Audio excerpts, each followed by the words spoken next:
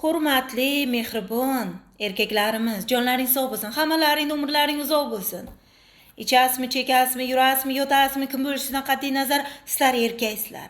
Men har bir erkakni hurmat qilaman. Sizlar bo'rsizlarki, bizni qo'riqlaysizlar.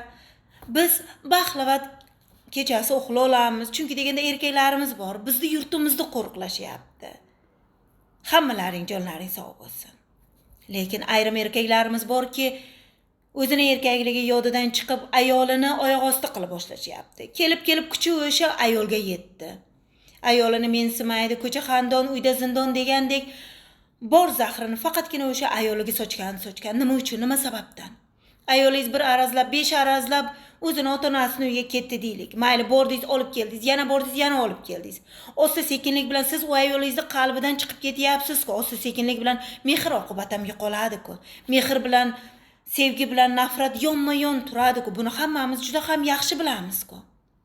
Ertadan uni ko'yni qolib, u sizni mensimay qolgandan keyin esa siz unga yalini boshlaysiz. Unga tilov beraman, aytganingni qilaman, boshqa senga baqirmayman, urmayman, so'kmayman degan gaplarni gapirasiz.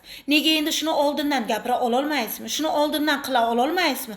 Nega endi uni ko'yni sizdan qolgandan keyin va u sizni ko'kragingizdan yetari boshlagandan keyingina siz unga boshqacha gapira boshlaysiz. Undan chiqdi ayollar sizni oyoq osti qilsagina qadrli bo'ladi-da, sizni hurmatingizni joyiga qo'ysa, siz ularni qadrsiz deb bilasizmi? Sizga mehr muhabbat ulashgan ayolning qadriga boring. U sizni sevar ekanki, hamma narsaga sabr toqat qilib kelyapti. Ha, bu 4 yil, 5 yildan beri menga sabr toqat qilyapti, bundan keyin ham sabr toqat qiladi degan gapni yig'ishtiring. Ayollar ham inson. Bugun siz o'z ayolingizni oyoq osti qilyapsiz.